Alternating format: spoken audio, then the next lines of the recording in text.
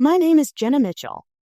I'm 26 years old, and this story I'm about to tell you changed everything I thought I knew about family, love, and betrayal. It all started at what seemed like an innocent Sunday family dinner at my parents' house in Dayton, Ohio. The aroma of roasted chicken and freshly baked bread hung heavy in the air, a scent that usually brought comfort and warmth. My dad, David, was recounting a funny story from his bowling league, his face flushed with laughter, while my mom, Lauren, smiled serenely, occasionally interjecting with a detail or two. My plate was piled high with mashed potatoes and green bean casserole, and the casual chatter bounced around the table, a familiar rhythm of contentment. We were mid-laugh, passing mashed potatoes across the table, the silver serving spoon clinking against the ceramic bowl, when my dad casually asked, his voice still tinged with the tail end of a chuckle, "So, did that money help you out last month?" The room went dead silent. The clinking of silverware stopped. Even the low hum of the refrigerator seemed to cease. I looked around, confused, my spoonful of mashed potatoes hovering halfway to my mouth. A strange chill snaked its way up my spine, a feeling completely at odds with the comfortable warmth of the room. "What?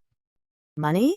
I asked, my voice a little louder than intended, the question hanging in the sudden stillness. Then I turned and looked at my mom. Her serene smile had vanished, replaced by a flicker of panic in her eyes, a subtle tremor in her usually steady hands as they rested on the tablecloth. Her gaze darted away from mine, landing somewhere on the wall behind me, and a faint blush crept up her neck.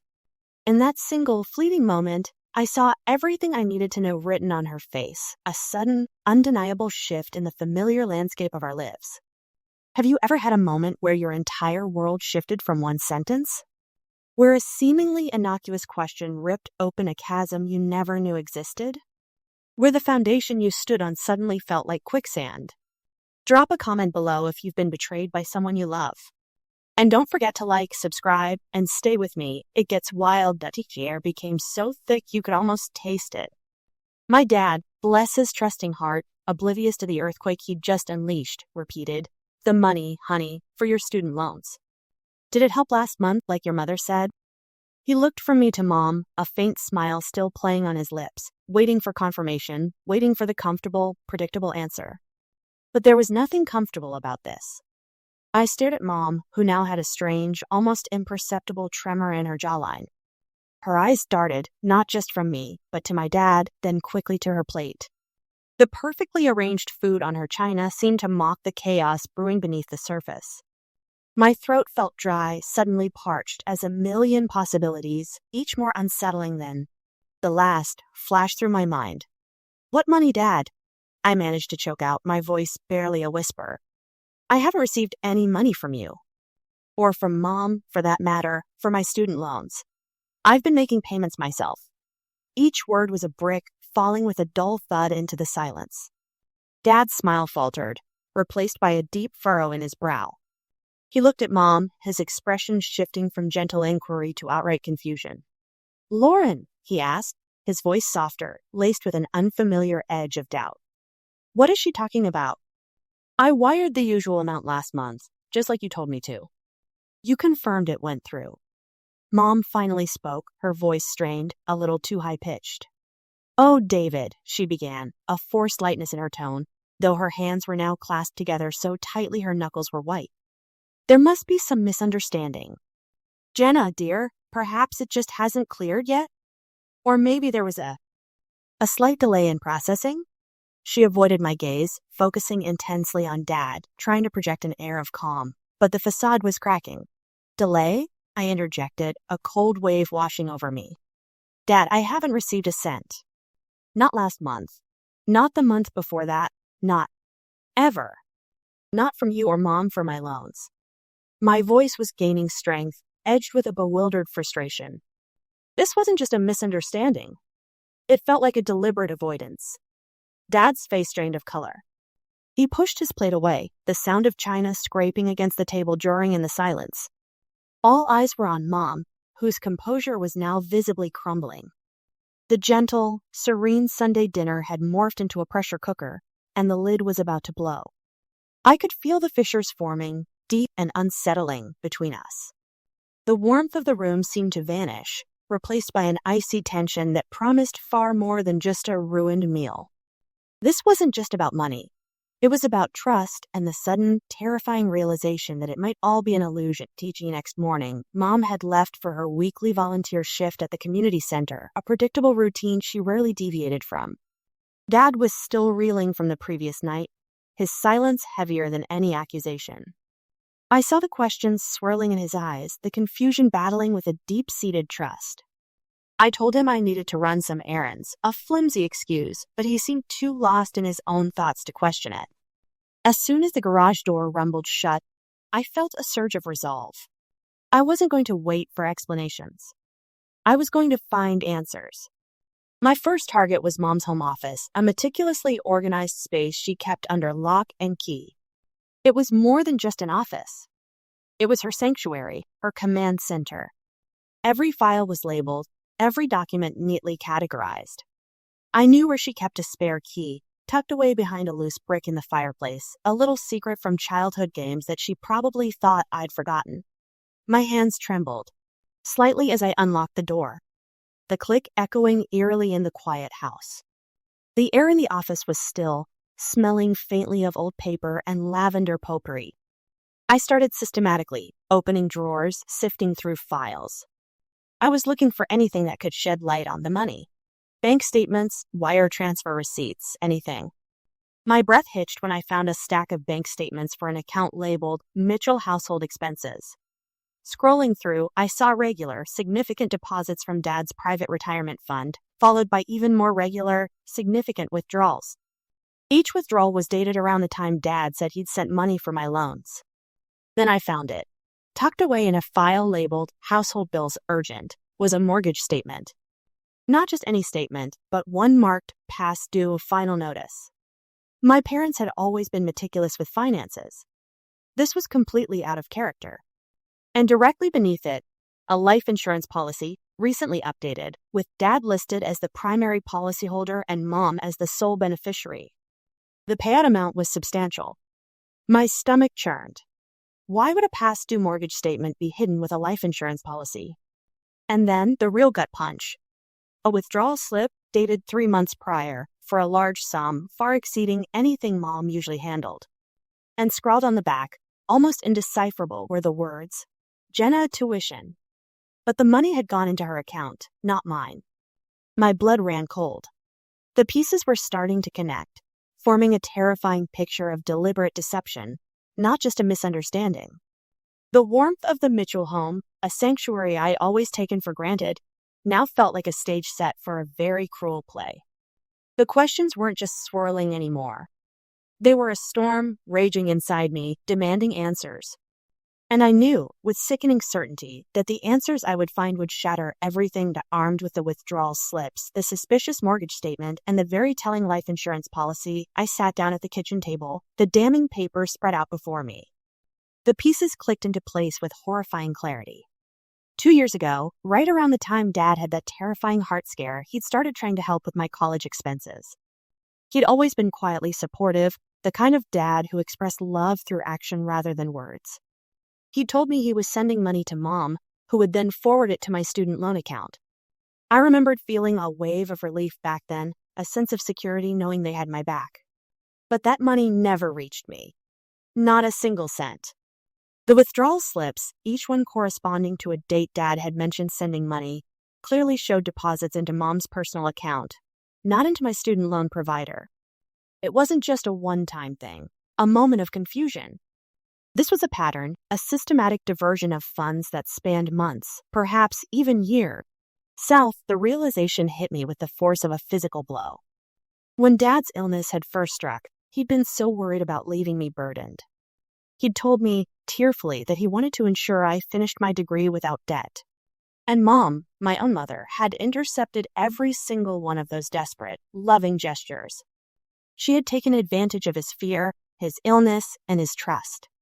I remembered the phone calls from my loan provider, the terse emails about missed payments, the increasing interest rates. I remembered the nights I'd spent poring over my meager budget, trying to figure out how to stretch every dollar. I remembered the gnawing anxiety about my future, the fear of losing everything I'd worked so hard for. I could have lost my scholarships, been kicked out of my apartment, even had to delay graduation. All of it while money, meant for me, was flowing steadily into my mother's hands. The betrayal cut deeper than I could have ever imagined. It wasn't just about the money. It was about the deliberate emotional manipulation, the cold calculation of it all. It was about Mom watching me struggle, offering platitudes and vague advice about hardship building character, all while she was the architect of my hardship. The thought made me feel nauseous. How could someone, particularly my own mother, be so cruel? How could she have looked me in the eye day after day, knowing the lies she was living and the struggles she was actively creating for me? The innocent Sunday dinner now felt like the scene of a crime, and I was the unwitting victim. The warmth I'd always associated with my childhood home was now tainted, replaced by a chilling realization of the dark secrets it held as the pieces of Mom's deception clicked into place. A flood of memories from my university years washed over me. Flashbacks, stark and painful, now recontextualized by this chilling truth. I remembered freshman year, bright-eyed and eager, brimming with the promise of a full-ride scholarship covering tuition. But tuition wasn't everything. Living expenses, books, food, those were a constant, gnawing worry. I picked up a part-time job at the campus library, then another at a local coffee shop, trying to juggle hours around my demanding engineering coursework. Sophomore year, when Dad had his first mild heart episode and Mom started playing the worried wife, things tightened. She'd call and tell me how expensive everything was becoming with Dad's health, subtly implying I needed to be more independent. Sometimes hardship builds character, Jenna, she'd say, her voice calm and reassuring over the phone. I'd nod or murmur agreement, thinking she was imparting wisdom, preparing me for the real world. Now, those words tasted like ash. They weren't encouragement. They were a shield for her deceit. I remembered skipping meals, telling myself it was just a temporary diet, when in reality, I couldn't afford to buy groceries until my next paycheck. Ramen noodles became luxury. I'd concoct elaborate excuses to avoid going out with friends, ashamed that I couldn't even afford a cheap movie ticket or a coffee. There were nights I'd fall asleep with my stomach rumbling, the cold draft from the window a constant reminder of my precarious financial situation in my cheap off-campus apartment. Borderline homelessness, a constant tightrope walk between paying rent and buying food. I remember the panic attacks, the desperate calls to student services, searching for any additional aid, only to be met with bureaucratic dead ends. My senior year was the worst. Dad's health worsened, and while he tried to hide the extent of it from me, I knew. His voice on the phone was weaker, his calls less frequent. I remember Mom telling me he needed constant care, a full-time nurse, implying tremendous financial strain.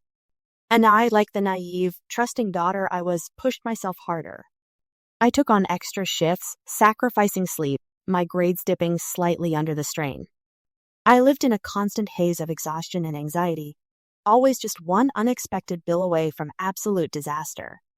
All this time, the money Dad was sending, meant to alleviate that very burden, was being siphoned away.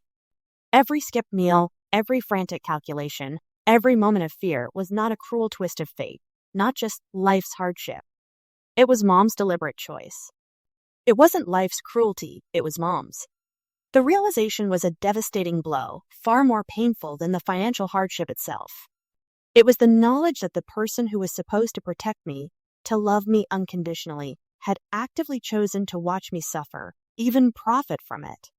The ghosts of my past struggles, those hungry nights and panic-filled mornings, now had a name, and it was Mom. The initial shock began to crystallize into a burning anger, tempered by a desperate need for absolute certainty. I had the bank statements and withdrawal slips, but I needed more. I needed undeniable proof, something that couldn't be explained away as a misunderstanding or a slight delay. My mind immediately went to Marcus. Marcus and I had been inseparable since freshman year of college.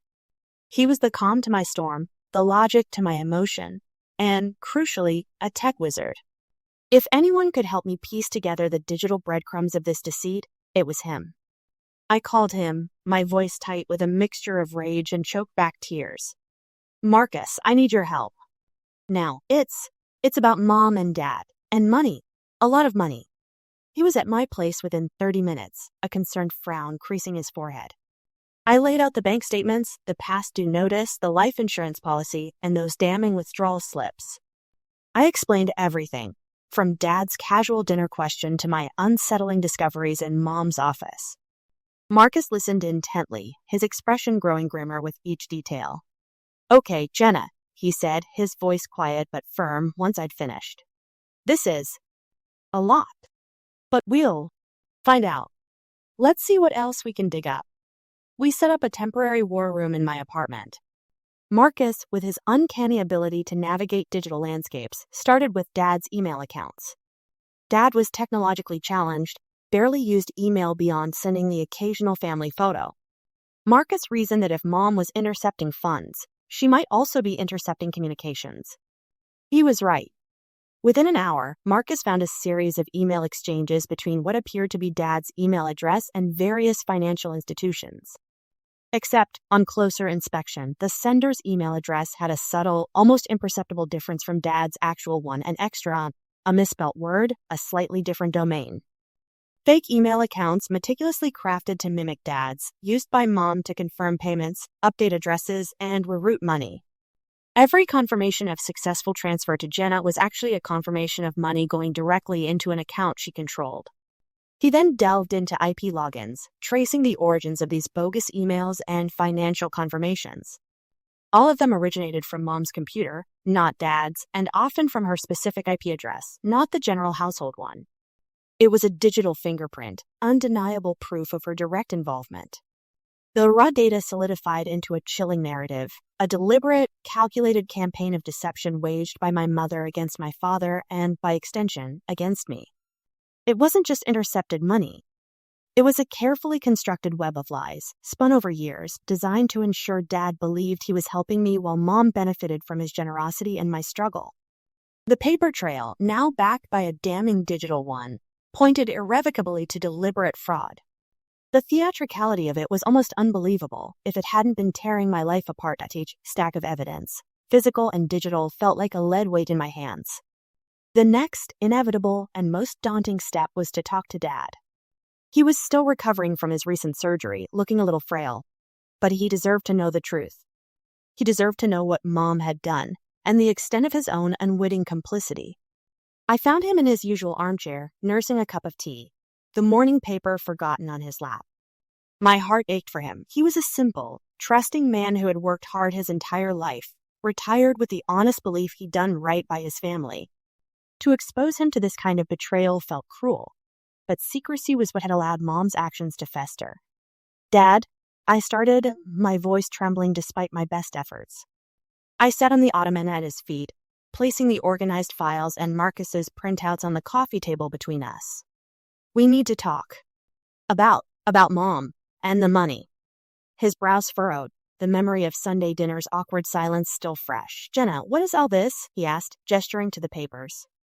I took a deep breath and began. I laid out the bank statements, showing the deposits from his account into Mom's, the corresponding dates of his supposed payments to me. I showed him the withdrawal slips, the large sums, the notes about tuition that never reached me. Then I explained about the fake email accounts Marcus had discovered, the subtly altered addresses, the IP logins. I watched his face as the pieces connected, a slow dawning of horror replacing his initial confusion. His eyes, usually filled with gentle warmth, clouded over with disbelief, then pain. "No," he whispered, shaking his head slowly. Lauren wouldn't.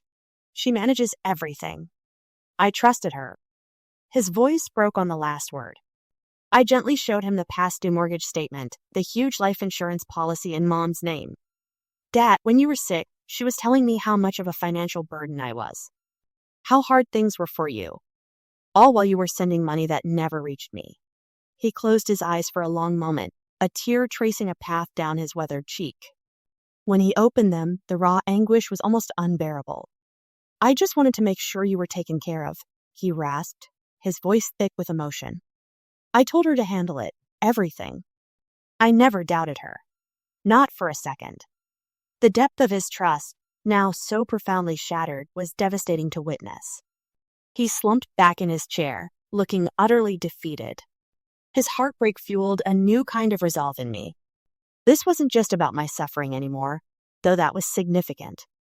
This was about defending a good man, my father, from a betrayal that reached into the very core of his being. He had tried to do right by me and had been so cruelly manipulated. I knew then, with absolute certainty, that I had to make this right, not just for me, but for him. He deserved justice, and I was going to deliver it. After discussing everything with Dad, a cold, hard clarity settled over me. The initial shock had morphed into fury, then a steel-edged determination. My mind was a whirlwind of potential actions, each more dramatic than the last. I fantasized about exposing Mom, publicly and painfully. I pictured myself crafting a scathing Facebook post, detailing her elaborate deceit, watching her carefully constructed social facade crumble in real time. I imagined calling every cousin, every aunt and uncle, every family friend, dissecting her character, painting her as the monster I now knew her to be. Legal action crossed my mind too: embezzlement, fraud, the endless parade of charges that would finally bring her to justice. But as the initial surge of vengeful fantasies settled, a strange sense of emptiness followed. What would any of that truly achieve? Public humiliation might feel good for a fleeting moment, but it wouldn't erase the years of struggle. Legal battles would drag on, costly and draining, and while they might punish her, they wouldn't heal the wounds in our family. It felt destructive, like tearing down the whole house to get rid of one pest. Then it hit me. Revenge, true catharsis, wasn't about destroying her. It was about taking control of my own narrative, reclaiming what was stolen, and rebuilding on stronger ground. It was about power, not the power to hurt her, but the power over my own life and the destiny of my family's actual legacy. As I sat there, the weight of the house deed I'd found in Mom's office settled over me. It was an old document tucked away in an obscure file, almost overlooked amidst the other damning papers. The Mitchell family home, a place that held so many memories, good and bad. It was registered solely in Dad's name, acquired long before they were married. This was significant. Mom had always controlled the perception that everything was theirs, equally shared, equally managed. But this deed told a different story.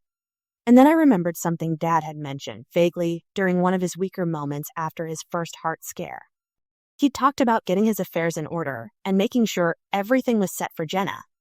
At the time, I dismissed it as the ramblings of a worried, sick man. Now it sparked a new thought, a flicker of possibility. What if everything set for Jenna meant more than just the money he tried to send? What if there was another secret, hidden not by Mom, but from her? The family home. It wasn't just a house. It was the foundation of our family, physically and metaphorically. The thought of it, tangled up in Mom's deceit, felt wrong. But if I could untangle it, if I could take control of that, then perhaps I could finally steer my own ship away from the wreckage she had caused. My true revenge wouldn't be loud or public, but quiet, profound, and utterly transformative. It would be about building, not destroying, and my newfound resolve to reclaim my narrative led me straight to an old college acquaintance, Sarah Jenkins. Sarah had always been sharp, meticulous, and had gone on to become a promising young attorney. I called her, outlining the bizarre situation, careful to initially omit names, focusing on the legal aspects of family fraud and hidden documents. She listened patiently, her questions precise and insightful. When I finally revealed the identities involved, there was a stunned silence on her end, followed by a sympathetic sigh. "Jenna, this is complicated," she said, choosing her words carefully, "but not without precedent. And if your father signs something, particularly a will, before his surgery, it holds a lot of weight." I explained the vague memory of Dad mentioning getting his affairs in order. Something about a lawyer he used for his business, Mr. Henderson. Sarah immediately sprung to action. Lawyers, especially in small towns, often know each other, or at least know of each other. Within a day, through a few discreet inquiries and leveraging some professional courtesy, Sarah was able to confirm that Mr. Henderson had indeed drawn up a new will for David Mitchell approximately 2 years ago, right around the time of Dad's major heart event. The will, as Sarah discovered, was a highly confidential document intended to be kept secure until circumstances necessitated its reveal. However, because she was acting on behalf of Dad with his express, albeit heartbroken, consent, and given the allegations of financial malfeasance by Mom, Mr. Henderson was willing to cooperate under strict legal stipulations. And what it contained was more explosive than I could have imagined. Dad, in a moment of grave concern for his health and my future, had indeed revised his will. The previous will had designated Mom as the sole beneficiary of the family home with provisions for her care. But this new will, signed and witnessed just prior to his surgery, granted me full inheritance of the family home. Not upon his passing, but stipulated to take effect in the event of his incapacitation or a demonstrable betrayal of trust by direct beneficiaries that impacts his specified dependents. It was a safeguard. A safety net he'd put in place, likely because he was worried about potential long-term care costs and wanted to ensure I wasn't left out. And Mom, as the primary beneficiary of the old will and the chief financial manager, had clearly gone to great lengths to conceal this critical revision. It was why she was hiding the current mortgage statements, perhaps hoping to stall any financial review that might bring the new will to light. Mom had hidden a will that effectively disinherited her from the family home in favor of me, as long as Dad was alive and able to confirm his wishes in light of her actions. This discovery wasn't just another piece of the puzzle. It was the entire framework. It gave me leverage, a strategic advantage I hadn't dared to dream of. It clarified the cold catharsis I'd been seeking. My next move wouldn't be about just exposing her. It would be about asserting ownership, seizing control of my future, and ensuring Dad's wishes, his true intentions, were finally honored. The house, the very foundation she'd built her lies upon, would become the cornerstone of my true Sunday family dinner. Once a symbol of comfort and familiarity, would now be the stage for reckoning.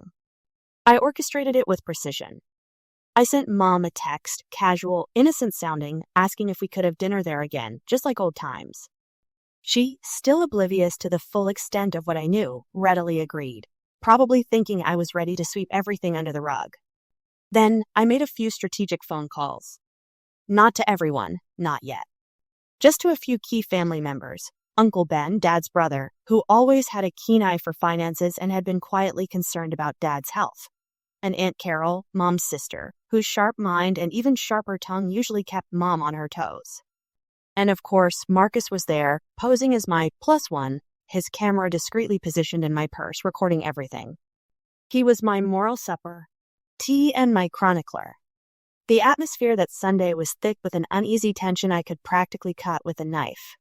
Mom, ever the picture of domestic tranquility, fussed with the serving dishes, a forced smile plastered on her face. Dad sat quietly, his gaze fixed on me, a silent plea for truth in his eyes. Uncle Ben and Aunt Carol, sensing something was amiss, exchanged subtle glances. Dinner began, small talk circulating like thinly spread butter. Mom even attempted to bring up my struggles in college, a performative sigh in her voice. "Remember, Jenna, how I always said hardship builds character?" she purred, looking at me pointedly. That was my cue. I cleared my throat, the sound unusually loud in the quiet dining room. "Speaking of hardship," I began, my voice steady, "I've been doing some reflecting lately, especially after Dad mentioned that money for my student loans." Mom's smile faltered. Her eyes darted to Dad, then back to me, a flicker of panic in their depths. "You see," I continued, reaching into a discreet folder I had placed beside my chair. I was a little confused because I never received any money. I pulled out the first document, a bank statement, printed large, highlighting a wire transfer from Dad's account, followed by a matching deposit into Mom's account, not mine. I slid it across the table towards her, letting everyone see. "This is Dad's transfer," I explained calmly, "and this is where it ended up. Not with me." Aunt Carol leaned forward, her eyes narrowing. Uncle Ben picked up the statement, his brow furrowed in concentration. Mom sputtered. "Jenna, what is this? Some kind of accusation? There must be a mistake." "No mistake, Mom," I said, pulling out the next document.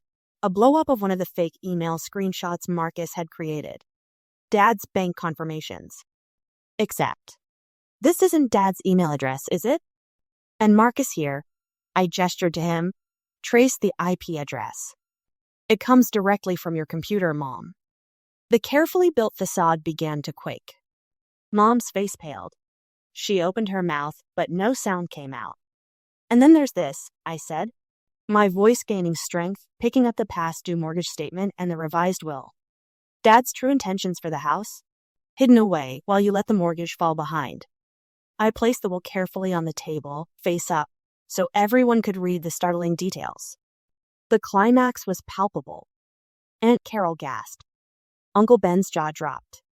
Dad, who had been watching with agonizing intensity, let out a shaky breath that sounded almost like a sob, but also relief. Mom's entire body seemed to deflate. Her eyes flitted around the table, desperately searching for an escape, for a way to reassert control. But there was none. Her meticulously constructed world of lies, built over 2 years of calculated deception, was collapsing right before everyone's eyes.